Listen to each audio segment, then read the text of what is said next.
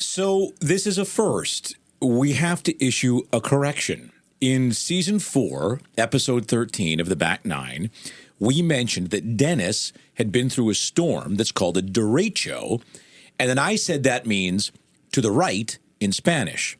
Well, one of our listeners, a loyal listener, and okay, it was my mom, called to correct me, as moms are wont to do. I mean, she's maybe our most loyal listener, but she also teaches Spanish. This is a true fact. Derecha means to the right. Derecho means straight ahead, which makes much more sense in the context of the storm that you went through, Dennis. Mom is right, as moms are wont to be. And while I might have struggled with that at a younger age, I'm perfectly fine giving my mom credit on The Back Nine. This is The Back Nine with Dennis Williams and Josh Mora.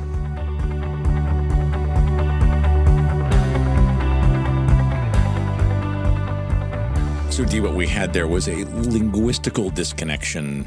My mistake, I own it. In a different language, though. You are an English major, though. Not That's right. If I'd been a Spanish major, I'd have my head in shame. You'd have to live in shame. But, yeah, I'm glad we have a loyal listener that speaks Spanish, fluent. That fluent Spanish, that was able to correct you on that, and a mom that would correct you. Yes. You would think, though, that knowing that I had that resource, I would have called her ahead of time.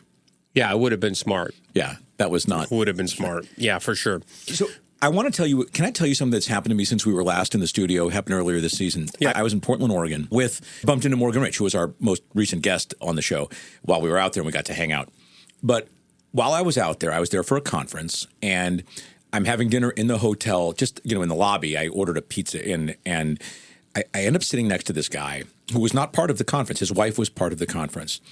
And we started chatting, and it turns out we had a lot in common. He's about 10 years older than we are. He didn't get married until he was our age now. So he was 54, 55. And he had connections to Palm Springs. He had lived in Palm Springs for a while. I had been there. My grandparents had lived there. I had just been there earlier this spring with my dad for his 80th birthday. He knew the golf course and the club that my grandparents had belonged to. And I showed him a picture of my dad taking off. He goes, "Oh, that's the third hole." I said, "Yeah, that is the third hole." So we ended up talking, and he ends up telling me this story. That when he was 8 years old in 1968, he was friendly with this little girl. Her name was Jody. And it turns out she had a single mom and an older sister. And they became friends, and they became kind of sweet. He would walk her at the end of the day to this middle school where her sister was at school. And they decided to go steady, whatever that means for 8-year-olds in 1960. They didn't know what it meant. No, I know. I understand. But to signify that, you bought the boy would buy the girl a medal of St. Christopher. Well, he didn't know the only place he knew to go shopping was where he bought baseball cards. So he went to the baseball card store, and of course the clerk said, "We don't have those." But he did see a plastic horse behind the clerk, a Palomino, and he bought the plastic horse. And later he gave it to the girl, and she didn't quite react the way that he had expected that she would. And it kind of soured the relationship a little bit. He got a little uncomfortable. They didn't hang out as much. And then the girl and her family moved away. So fast forward many years later, this is now 2011, 2012. On Facebook, there's an outreach from a woman named Jody. He recognizes the maiden name that's there and wishing him a happy birthday. And it takes him a couple of months, but then he responds and says, "Thank you so much. How are you? What's happened to your life?" And the woman writes back, "I just want you to know that every year on your birthday, my sister and my mother, who's still alive, and I say a prayer for you on your birthday because you were kind to me when I really needed somebody to be kind to me." Wow. Pretty good. Gets better. She then says, "I've ended up working around horses my whole life. I've had 37 Palominos that I've worked with. And I still have the plastic horse that you gave me." Wow. Blew me away. And the reason I'm telling this story, there were some other things that happened over the 3 days of this conference that kind of built to that moment. But it's sometimes when we do something, we don't correctly read the impact that it has on the other person. We may be oblivious. We may not know. We may have an expectation that doesn't go quite the way that we think it's going to go. But what he did for her had stuck with her for, at that time, 45 years. And so, I mean, when he was telling me the story that he was crying, I started to tear up and cry a little bit. And, certainly the hair on my arm stood up. And so I just wanted to share that with the audience because it moved me so much. And to remember, when we're present for somebody, I was present for him to be able to tell that story. He was present for that little girl back in the 60s. When we're present for somebody, we have the ability to profoundly impact them in ways that we'll never know or may never know. And just thought that's something that we should, as we start to wrap up this season, this a very diverse season, that's a lesson that I think I want to take away from this block of time that we have spent with our audience.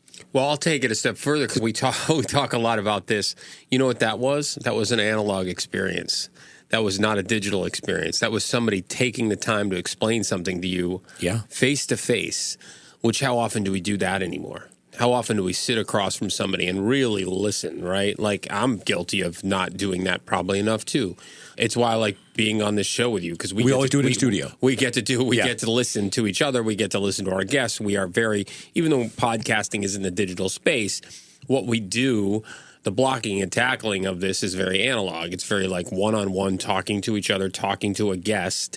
We happen to share it digitally, but it's a very analog experience. And I think that's missing. I think to me, the lesson from that is pay attention. Pay attention to when somebody's talking to you and listen to what they have to say. And also the little tiny gestures, like you said, that you can do, nice things for people. Yeah. If you do one nice thing a day, people remember it. And if somebody impacts you, let them know, right? I mean, It took the circumstances of life, even 43 years later, it meant so much to this guy that this woman was able to say that to him. And that they found each other. Isn't it pretty amazing, isn't it? Wow, that's incredible. Yeah. Wow. Well, quite the season we had. This is the 19th hole where we toast the season 4. Now, just to put this in perspective, season 5 will be our 1 year. At the end of it will be our 1 year anniversary, which is astonishing. We've been on every week since the beginning of December of last year. So pretty terrific that we've made it this far, and very proud of this season in particular. I mean, it started out with Dan Patrick, who was just probably our biggest name by far that we've had so far, and we've had a lot of comments on having him, but he was just terrific. A lot of praise for you on, creating the Dan Patrick School of Journalism, and a lot of insights into what he's doing on the back nine. Yeah, and I appreciate your bringing that back up, and I really appreciate the compliments that he had. A very meaningful thing to have as a legacy. His name is on it, but I know that what was behind it, and he does too, which was great. I think what I take away from him specifically was two lessons. One, trusting your own voice, right? Knowing when it's time to follow what your instincts are telling you to do. And two, what we were just talking about, how to have great conversations, right? He was so articulate about how to phrase questions and how to be comfortable with silence when somebody maybe isn't responding. It's a great sales technique, of course, but it's also a great conversational technique. You don't have to fill the space, right? I'm guilty of that from in younger years, of being uncomfortable with quiet and calm in a conversation. And in part because of his influence, I'm much more comfortable with it now.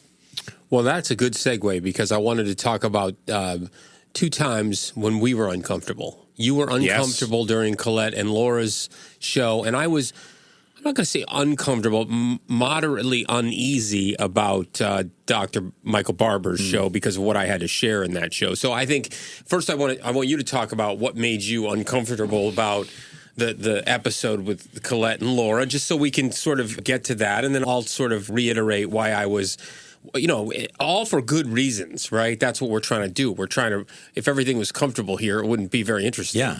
No, there's nothing wrong with being uncomfortable. I thought it was a great show, right? We shouldn't always be in agreement about all of the topics. So to take our audience back there, this was a conversation about when a relationship is struggling. They're therapists and marriage counselors, and what they hear from couples that are trying to work through issues. And the specific thing that made me uncomfortable was what they hear from some of the women that they talk to, who feel like they specifically identified women who they make their children the primary relationship in their family. And then when they get into marriage counseling with their spouse, they say to their husbands, how come you're not with me? Or I've done everything and you're not paying attention. And I felt like what triggered me there was, and this was not something that is personal in my divorce, was that the woman in their case, they described it, their words, that the woman had moved away from the primary of the relationship and then turned back to the man and said, how come you didn't come with me and I didn't communicate? Or how come you're far away? How come you're not in this with me? And I'm not saying at all that made me uncomfortable because it felt like it's up to the man to be the one who is constantly adjusting. And I believe it's mutual.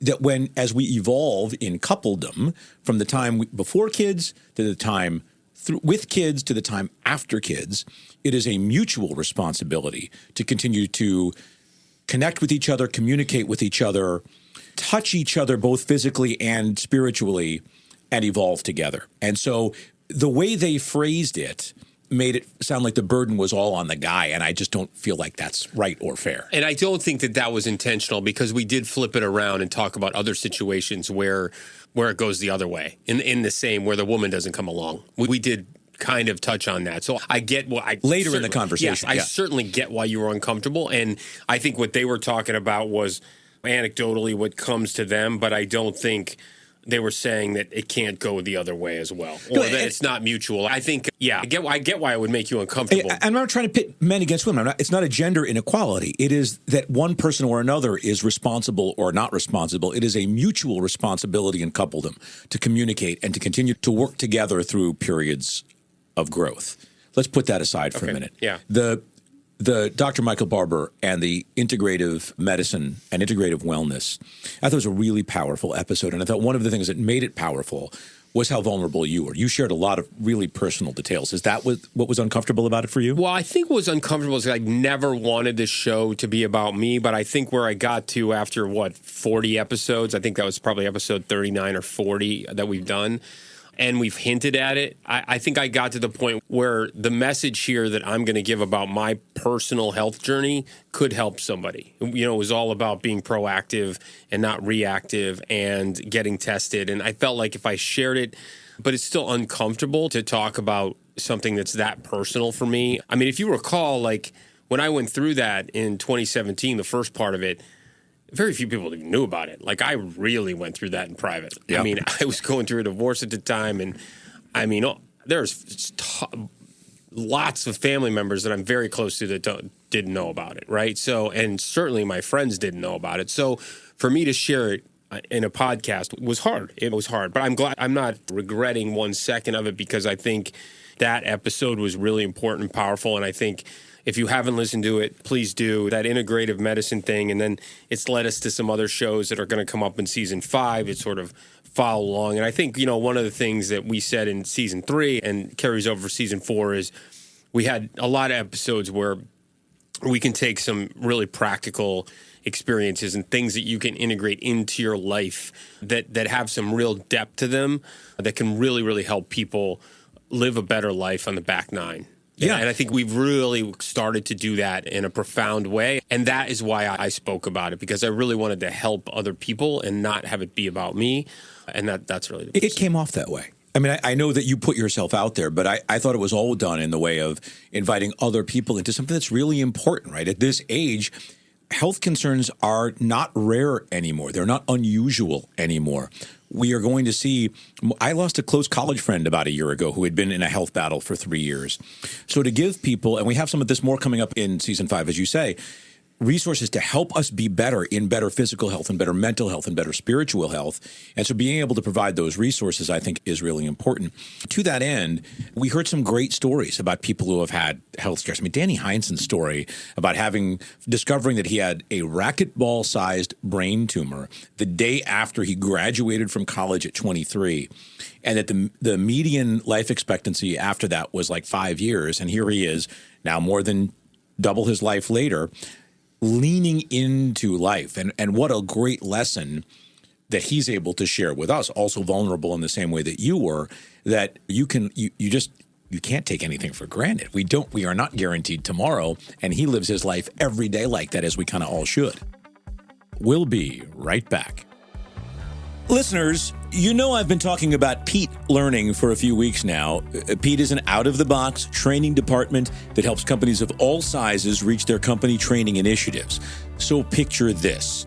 Your company leaders hold all kinds of institutional knowledge, but it takes time for them to create and manage the training that it takes to share that knowledge and other company objectives with their employees. And that's time away from what those leaders do best. That is where Pete comes in. Pete uses artificial intelligence, AI, to create robust, threaded training curriculum quickly and inexpensively. Put simply, Pete is an indispensable partner for any growing company. It is win-win at every level. So visit Pete Learning at pete.com. That is PETE.com. Three Bridges is proud to be a sponsor of the Back Nine. My business partner and I founded the company in 2019 with the simple premise that we wanted to be the best storytellers for your brand. Let's be real here. We say bring your brand to life because if you don't have video, your brand is either dead or dying. We recently completed a project with a huge resort out in Colorado Springs called Garden of the Gods. We produced multiple videos that I am personally very proud of, and more importantly, they are thrilled with them. If you want to see our work, check out Three Bridges Consulting on our YouTube page. That's the number 3 Bridges Consulting on YouTube, and see how we can breathe life into your brand. All right, back to the show. What's interesting is I think he started his back nine a little early because he got the perspective that I got. You know what I mean? Like almost like he had the back nine perspective at 23 years old, which, you know, and it leads me to believe is maybe some of these front niners, millennials and Gen Zs should listen to this show so they don't wait till the back nine to think about this stuff, right? Like, I think that's what happened to him. I mean, he really was living his back nine life because he didn't know. Right? He didn't know if he was going to live another day, another 2 days. It could have been the back nine at 23 or 24, right? Because the cancer could come back. So he literally started living his back nine life at 23, and that's incredible. I think the other thing that struck me about the season is we've had a lot of people on over the period of this show where they've made career transitions or changes or I wasn't doing what I wanted to do, and I'm now doing it on the back nine. We had 2 guests in particular that have lived their dream and continue to in very different ways. We had Mike Shope, who he grew up in Buffalo and wanted to be a Buffalo sportscaster and could have gone national and was just an opportunities to go national and chose not to. Amazing host of a radio show, sports talk radio in the afternoon in Buffalo. And is living his dream and continues to on the back nine. Then you had my brother-in-law, Brad Gemeinhardt, who has lived his dream since he was a tiny child learning how to play the French horn, and then has been an absolute prodigy because he is the principal horn player at the Met and has lived his dream. He hasn't known to do or thought of doing anything else, and every second of his life is spent enjoying that and enjoying teaching it and enjoying being involved in that world. And for both of those men, there's something to be said for, again, on the front nine, finding that dream and then living it the whole time. You don't have to have the career transition if you're truly finding your calling at a young age. I think that's right. And for us, we got to do that for a long time, and we chose to make the pivot to something different. It is equally difficult and challenging to look at the same circumstances and say it is honoring my integrity to stay in what I'm doing because I love it and I'm good at it and it's still functional, which I think both Mike and Brad, Brad is doing it to continued success and Mike is doing it as resources diminish, as the industry is changing. He is still very much involved in and on a day-to-day basis and talking to sports stars throughout that region. We got to do that too with Reuben Brown, who it's hard to believe that we would have a 9-time Pro Bowl football player, 4-time All-Pro, and he's not the biggest star of the season because probably Dan Patrick, but a big star and a very relatable guy, right? Yeah, I mean, I love Reuben. Such a good and personable guy to have. You know, we had the luxury of covering and being around so many athletes for more than a decade, 15, 16 plus years. We were covering athletes. And he was one of the most gregarious, easygoing, fun guys to be around. And that came really through on his show. And what I loved about that was his transition into the post-athlete career was probably easier than most because he had a strong family, really good friends. And if he had an issue, he was always going to be able to have that friend group. What I loved about that show was that he recognized that not everybody has that. And he tries to pull those guys in and help them that don't have those resources. And it's a message to all of us that we're not all gregarious and fun. And if you have those people that are lonely or not finding their way on the back nine, reach out to them, help them out like Reuben Brown does with certain athletes that are in that situation. Yeah, whether they're our age or younger, right? I mean, you were talking about mentorship for the millennials or the Gen Zers who are coming up and things that we can talk to them about living your life right now. For sure. Absolutely. Absolutely. So really good stuff. And then last week's guest, which was really a treat for me because Morgan Rich and I have been friends since we were 3 years old, literally 3 years old, and drifted apart. And watching what's happening in his career, he has his book that's coming out called Beyonder. He has his brand that he's developing, and that's going to be a big part of the next phase of his life. And what he's talking about there, the idea of sovereign masculinity, I think is a really important message for men of all ages, but particularly of our age, because I think we do confuse, we talked about this with him, we do confuse what it really means to be masculine and what it means to be comfortable with oneself. It doesn't mean to bloviate. It doesn't mean to just be rigid. In fact, it's the opposite of being rigid. So many people think you can't sacrifice anything. You can't let anybody take 1 inch on you. And that really just kind of masks insecurity and, in my view, often weakness. Whereas somebody who's really masculine, healthy masculine, is able to listen to other people, to your point from earlier, really be present, not worry about if somebody is saying something or is that in opposition to what you believe in, can hear it and can just be comfortable still in conversation, can be encouraging to other people to help them find calm, right, and comfort in their own presence. Well, I think a lot of that, too, is just phony versus authentic. Narcissism 1,000%. Narcissism versus not being a narcissist, right? Like unhealed trauma which creates narcissism, which gets you to that role where you are phony, where you are not your authentic self. So I think that's where Morgan got me, is be authentic and be able to strongly state that. Being masculine is be able to strongly state your authenticity, what you believe in a clear and concise way, and to not bloviate and be a crazy narcissist. So I think that's key. So I'm going to give you the one takeaway that I think I'll have for this whole season, and it just comes down to the health and wellness thing. If we could more often think about taking care of ourselves, and the medical system now is all about sick care. Right? The Dr. Barber talked about that, and we're going to talk about it in the next season as well. It's all about sick care. Be proactive. Don't wait till you get sick. I mean, we're talking about back nine stuff, health and wellness, and things that you can do to be proactive on the back nine so that you're not reactive, you're proactive. I totally agree with that. And that was a great lesson from Dr. Barber. And again, thanking you for that introduction. I have a different thing that's not part of anything that we've discussed. It relates a lot to what Morgan talked about. And Dennis, you know the details here. You and I have talked about this topic offline, but we didn't discuss that we would address this here, but I think it's important for our audience. And so relatively recent news, as we're recording this, by the time this airs, it'll be about a month old. But my ex-wife told me that she's engaged to be married to the guy that she has been seeing for 5 or 6 years. And you might be surprised to know I'm happy for her. Happy that it isn't me that she's getting married to, of course, but happy for her. And here's why I think it's important to our audience. And first, a little context. You know, she and I do not have a great relationship. It's not the kind of divorce where everybody's families are going to the other's house for the holidays or anything like some people do. I mean, at its best, it is cordial and tolerable, and it's just as often frustrating and contentious. And I'm sure she would say that I make her frustrated as much as she does for me. But in our audience, we have a lot of guys and some women who are in divorces, going through divorce, or are divorced, and their circumstances are similarly frustrating or contentious. And I think they may want to hear why, in my situation, I can say that I'm truly happy for her. First, her getting married has absolutely no impact on my day-to-day life, right? And I think for most people who are getting divorced, that's the case. Second, in the broader scheme of things, the only impact at all is really our involvement with our daughters that we share. We both love, and there are inevitably some shared and parallel responsibilities in the present towards what's left of their education, getting them started in their lives, and then down the road, weddings, grandchildren, et cetera. And it's good to know that the guy that she's getting married to cares about my girls and has contributed to their spiritual support.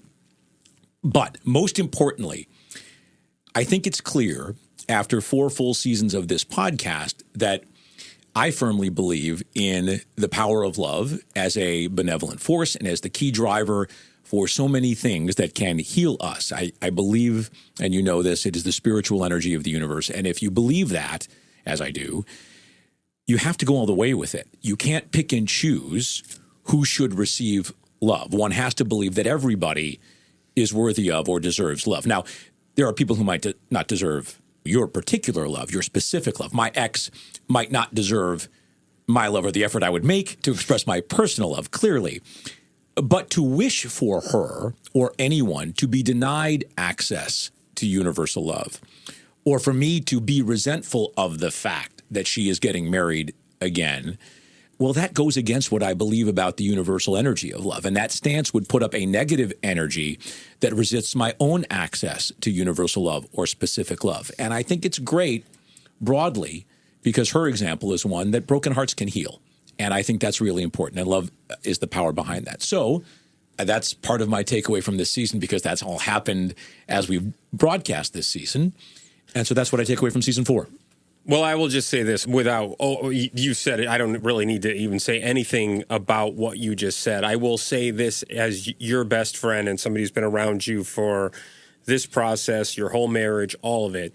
Nobody that I know has handled themselves with more grace than you have throughout the whole process. Now, I know you get times, as everybody does, but that says it all right there, how much grace you have shown throughout the process of your divorce, post-divorce, and all the things that you have gone through. Whether your ex agrees with that or not is irrelevant. I have been the closest to you. I have seen you as probably as much as anybody go with what you've gone through, and I can emphatically say that as an opinion that nobody is and then I'll just say one more thing. With me on the verge of getting remarried, yes, in very short order here, I certainly hope that my ex heard that, and I will leave it at that. Excellent. Well, I appreciate everything that you've said there, and I would emphasize that my ex-wife would absolutely not agree with what you just said, but that's okay. That's what makes a horse race. It's difference of opinion, and I've articulated how I feel about everything. So I'm happy that my girls have somebody positive. I'm from, my parents divorced when I was 6, and my step-parents, now again, my girls are older. They're both mostly out of the house. They're in their 20s. My step-parents were really impactful in my life, and that having those extra supports of other adults that are supportive is extremely important to health, and maybe that's why I'm able to say those kinds of things and be that way today. But a great season, and I'm very much looking forward to season 5. I hope you are too. Bring on season 5. Let's go. All right, let's do it. Starting next week with Making the Turn on the Back 9. We'll see you then.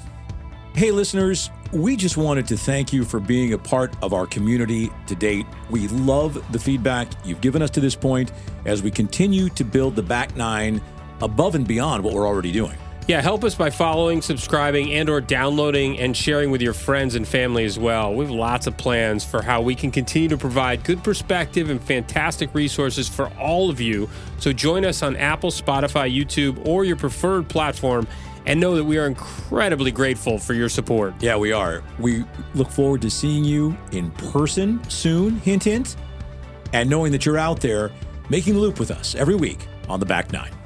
The Back 9 is hand-woven by Stella Mix Productions and recorded at Pixelworks Studios in Delray Beach, Florida.